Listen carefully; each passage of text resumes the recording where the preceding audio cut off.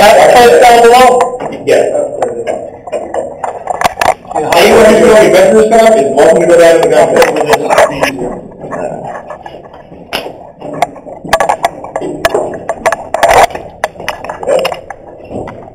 Hold on right there. Do what you call, Randy. I'll be okay. Yeah, I know. If you guys want to go all the way to the corner trainer station, you're welcome. Why am I not surprised you didn't come prepared? Because you would. I only have 3 flashlights on me. Yeah. Oh, wait, I'm here? If you want. Okay, sure. That's where the actual pointer and trainer who fired the guns were. Just be careful when you pull off the elevator screw. But Oh, no, it's true. It's right there. I'll put my phone in there in just a minute. Don't answer a up here. I'm just joking. Go ahead if you want to go on this. There you go. Don't have to go down there. Yeah, not everyone has to go down there, but it is pretty easy to see what's down there. So people were under this thing when it fired. Yeah. Jeez, you imagine? I mean, what's the thing?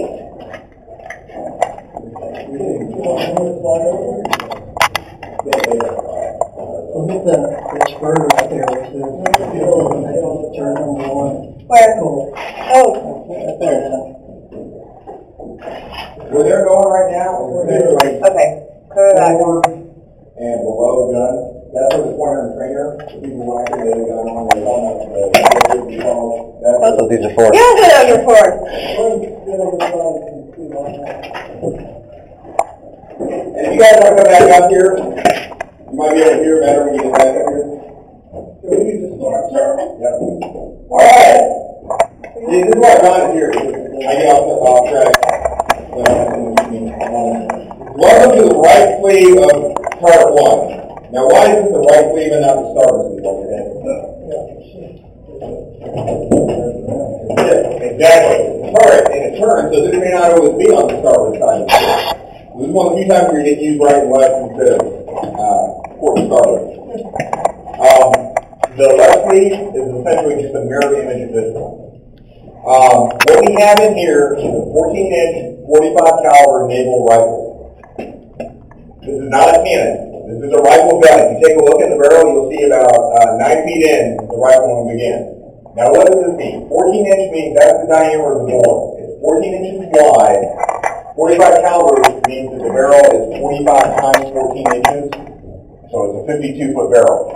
This was the early 14-inch gun the U.S. Navy built. They built another one later on for some of the later battleships that was a 14-inch 50 caliber. It was 6 feet longer. The longer the barrel, generally the longer the range and the more accurate you're going to be. They did the same thing with the 16-inch gun. The 16-inch guns on the North Carolina and the South Dakota class are 16-inch 45s. The Iowa class has the 16-inch 50 gun. The gun elevates up 15 degrees and down 5 degrees. From level. Yes. That's what gives you your 23,000 yard range, is that 15 degree elevation. To load it, whether we are, no matter what we're doing, we always have to come back to 1 degree to load it. The Iowa can actually load her guns while still elevated. We have to come back to the 1 degree position to load it. If we're going to fire at the beginning of the day, where I'm standing is what's known as the first loader position. First thing I'm going to do, we're going to open the breech, and you have the second loader and the gun captain over there. They're going to open the breech, and I'm going to stick my head in, and I'm going to look for daylight. I don't see daylight. Why is that? The top tin, the muzzle cover is on. So before you start firing, you want to make sure that's off. I'm going to make sure that there's no obstruction in the barrel, nothing's left over from previously. I look in there, I see daylight, everything's clear, we're good to go. This loading tray actually falls back, so what happens is we fold the loading tray down. Now, we have 2 things we need to get. We need to get our projectile, and we need to get our powder. Now, remember when we were down below, that green path is the path that the projectile travels. Took it out of the magazine, it went up that one level of the shell deck and transferred to that angled hoist. Remember we saw the bottom of the angled hoist? Guess what? This is the top of the angled hoist. The controls for this hoist are in the middle of the gun turret. What we're going to do up here is we're going to let them know, it's about to low, when to bring it up, when to stop it, and when to take it back. Okay? It's going to come up to here. It's in that cradle. The cradle has a pivot at its midpoint. Where John is, that's a 100-year-old spring, by the way. We get the idea. 100-year-old man. Okay, we get the idea. That tray folds down. Now, up to this point, the shell is still upside down, nose down. It's been moving backwards the whole time. When it gets to this point, that tray comes down. I pull the cradle forward, and for the first time, the shell actually comes into a nose forward position. Okay? Brian lays down on here, and we have a nice little lift there so that that 1,500-pound projectile doesn't roll off. What is this made out of? And this? Why do we have brass and aluminum for those? No spark. What we have to do, when we look at those projectiles, at the bottom of the projectile, you probably noticed there was a copper band near the base. That's called the engaging band. What we have to do is we have to get it far enough that that engaging band catches the rifling, which is all the way down there. So one of the reasons we have to go to 1 degree. See where the pointer is? That's where the start of the rifling is. So we have to get a 1,500-pound shell 9 feet into that rifle to engage the band. How do you do that? Okay, mechanical ram. Now can we use the straight piston? That's the back of your turret wall. You don't have a lot of space to deal with. What they created was a system that's, think of a bicycle chain. It's the whole mechanism is contained underneath the loading tray. As it pushes forward, it locks links into place, and it pushes. But when you retract it, it coils back up. You use your mechanical ram. If you look around, right around the hatch, Brandy, there's a control on the wall there. That's the rammer's control. So where she's standing, the rammer man's going to be back there. He will ram it into position. Okay? We've got the projectile into place. Yeah. Now what? Now we need our powder. Now, last time we saw the powder, it was heading up on that light blue path, on that vertical conveyor belt. That conveyor belt comes out one level below us in the turret. Over by your feet, there should be a hatch. Just behind yours. Okay. Someone comes in from this level and gets down in that room. When it first comes up at the top of that powder hoist, there's a Y chute, and there's a guy pushing bags left and right with an equal number to each gun. And what happens is they come down the tray to just below there. Someone comes in from this level down into that compartment. They get in there, and right behind Travis here, there's a little porthole right behind you. Behind you.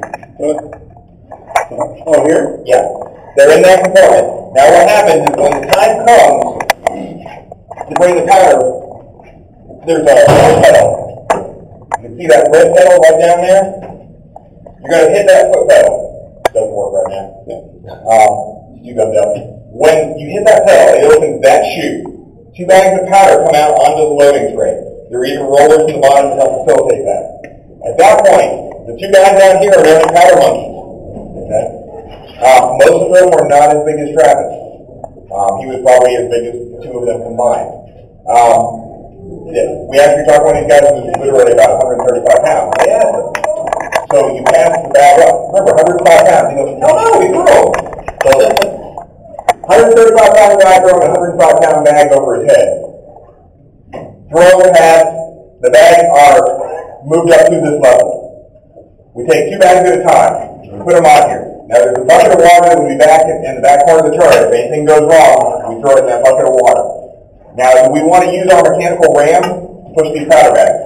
No. Especially right on that ignition pad. That is where the big wooden hole comes in. Okay. What's missing off of the top of that is there would have been a leather cap on the end. Again, brass and leather, so you have no sparks. And you would have 2 guys get on that, and you push 2 bags in at a time. Now, we don't take bags 3 and 4 out until 1 and 2 are safely seated inside the barrel. So we'll get bags 1 and 2 in. Boom, we do the same thing again, bags 3 and 4 are in. All the bags are in. We go ahead and we fold the loading tray back. Then we're going to go ahead and close the breech. This is what's known as a Wheeling interrupted screw breach. When the gun goes off, there's a tremendous amount of force being released. You need something very strong to keep this breech from blowing open. You actually had a gun explosion in the late 1860s killed the Secretary of the Navy while they were watching a new gun, and it was because the breech failed. So, you want that screw. All those teeth on the screw give you a lot of strength. But if it's a conventional screw, how long would it take to open and close that thing? You're sitting there turning it for 15, 20 seconds. So, the benefit of this is you have all the strength that you get from the teeth of a screw, but you only have to turn it 90 degrees. So you can open and close it quickly. So, loading tray, fold it back, and actually, most days, it's a good way to tell how the ship is. You can move this with one finger. That thing is about 400 pounds. Outstanding. And we haven't done anything with ball bearings in forever. Probably 5 years. So, breech is going to get closed. Okay. When the breech closes, it engages something known as a salvo latch. It's a mechanical latch. What that does is it means that you cannot open this gun when it's loaded without manually turning this latch. So there's no way you can accidentally open a loaded gun. You have to consciously do that.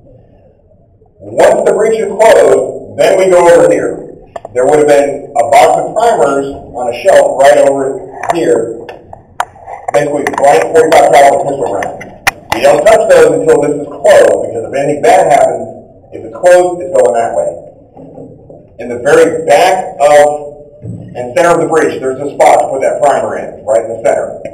If you take a look, and it's hard to see, but right near my finger, there's a very small pinhole opening in the very center of this. There would have been a leather pad over the back too, but this is basically called the mushroom pad. When that primer goes off, this little pinhole is where that charge from the primer comes through and hits the ignition pad on that first bag. You can see with that chamber, if you don't put all 4 bags in, if there's a gap of more than 2 inches, you may not get a good ignition off the primer. So you have to have all 4 bags in there. You go ahead and you put the primer in. Now, we have to get all of our people out of the way. Now, what about our pointer and trainer who are up there? What are they doing the whole time that this is going on? They're sitting there and they're waiting for the input from main battery to light. They're waiting for the needle to turn. As soon as that turns, they turn the gun to match the needle. There's an electric trigger down there. As soon as they're on target, they squeeze the trigger. Nothing happens. All that does is it closes their part of the circuit. Once the gun is loaded, now the gun captain is going to be responsible to make sure that everyone back here is clear. Because when this gun goes off, it's coming back 44 inches. Which hits you back about there. If you get this way, you're not going to slow it down at all. What's going to happen? Second loader and gun captain are going to step back and grab a hold of that railing. Our rammer man back there, she's fine. She's far enough back, she's not in the way of anything. As first loader, there's a belt right here. I'm going to strap in back here because it's coming right back in front of me.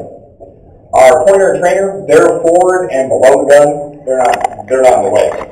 What about our powder monkeys? Yeah, what about that? This platform right here that I'm standing on, this is part of the gun's trunnion. If the gun elevates, this goes down. There may be as little as 18 inches underneath this. This is where it would be a bad time for you to be a powder monkey. Because what the powder monkeys get to do is one of them gets on the deck, one of them gets on the loading tray, and they do this number, and they make themselves as small as they possibly can. Okay? Once everyone is clear, the gun captain is going to signal that the gun is ready. You have a switch there saying we're ready. When you signal that the gun is ready, the turret officer, you're going to have a senior enlisted as a gun captain. The turret officer is going to be a junior officer out here. He's going to have to see a light come on that gun 1 is ready. Usually, you're going to wait for both guns to be ready to fire. Unless there's a big problem going on over there, you'll wait until both guns are ready to fire the turret. When that's ready, he's going to flip a switch, and that's going to show that turret 1 is ready. And that lets the gunnery officer, who's usually the one that's controlling fire, whatever gun director he's at, he knows that we're ready to go. He's going to squeeze his trigger.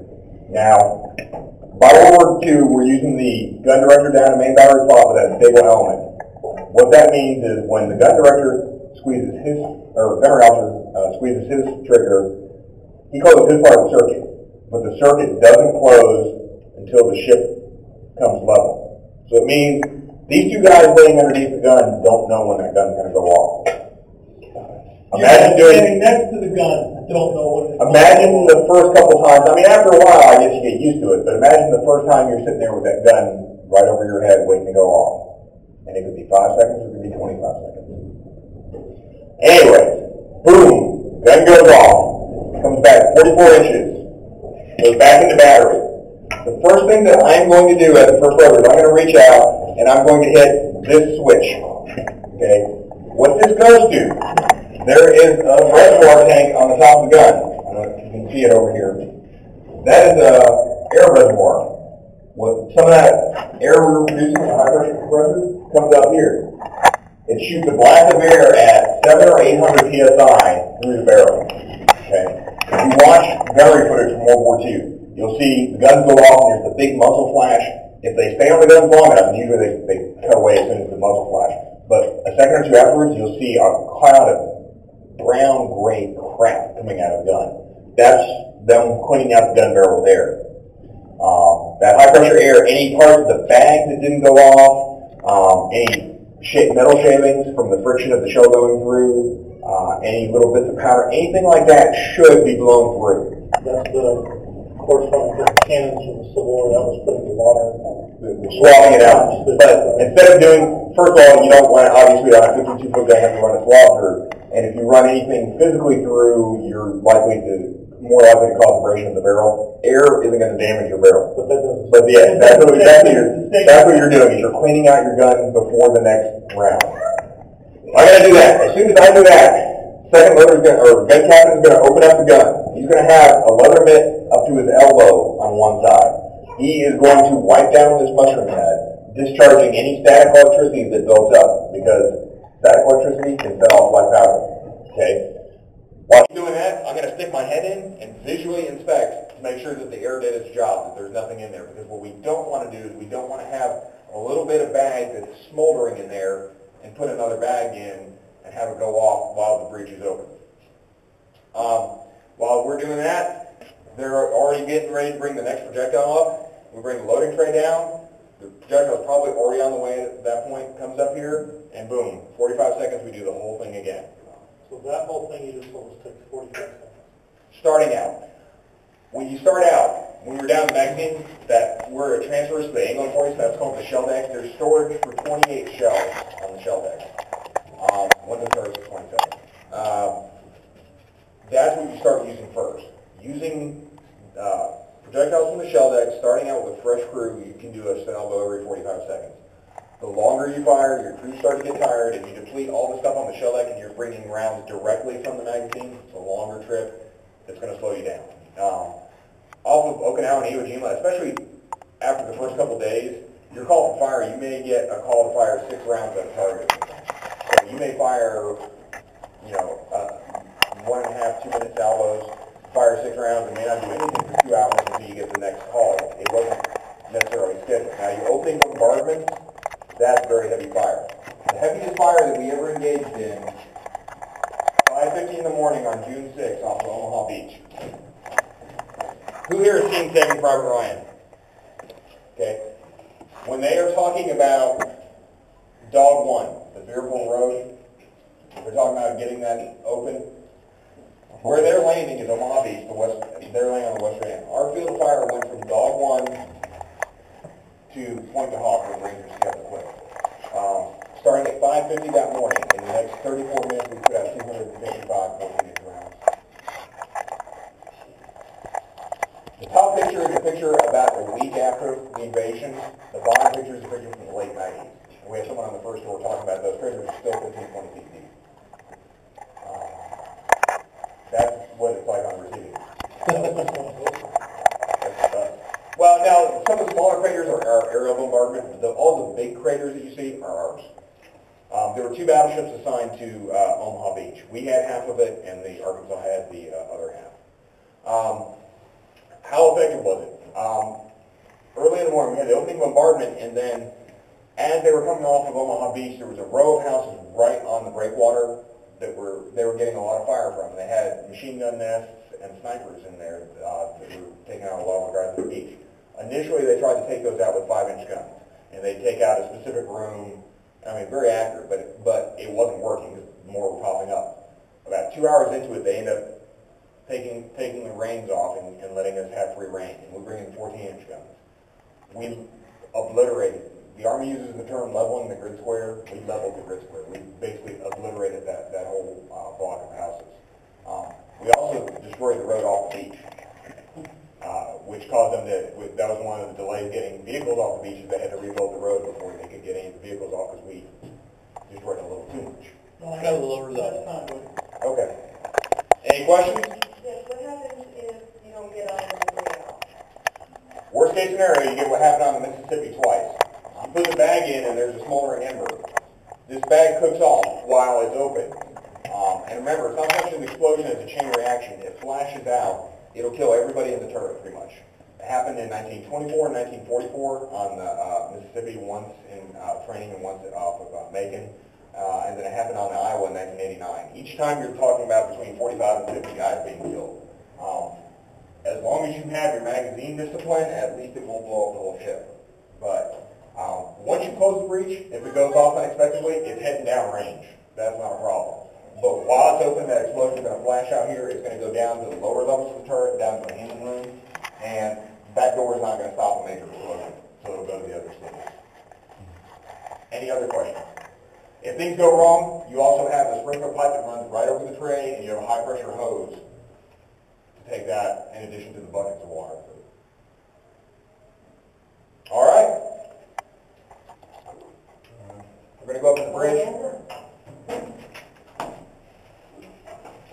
Now, if you do all this and it doesn't go off, which you probably have, a bad connection on your electrical trigger, you check all those. If that doesn't work, you mechanically fire your primer. If that doesn't work, you put in a new primer. Worst case scenario is a hang fire. Talking to the veterans, these guns were only unloaded one direction. If it didn't work, you just kept working until it did, because it was very dangerous. Even though there is procedures to do it, it was very dangerous. As you go out here, if you look past John, there's a projectile on the loading tray on the other side.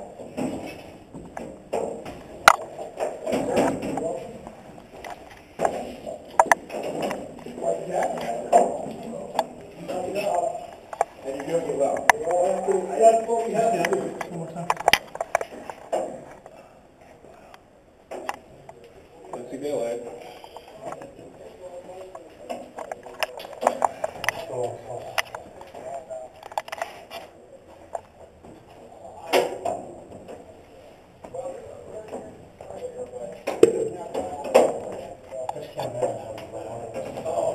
I mean, the word deafening just doesn't seem to do justice.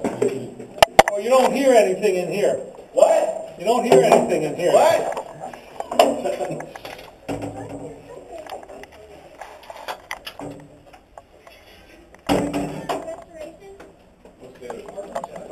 Really, wasn't noisy in here when it went off? No, because all the concussion expanded. When I inside about 3.5 hours of areas of our so we've been down to we're almost near the end of our tour now. But the next one's coming up the first Saturday in May.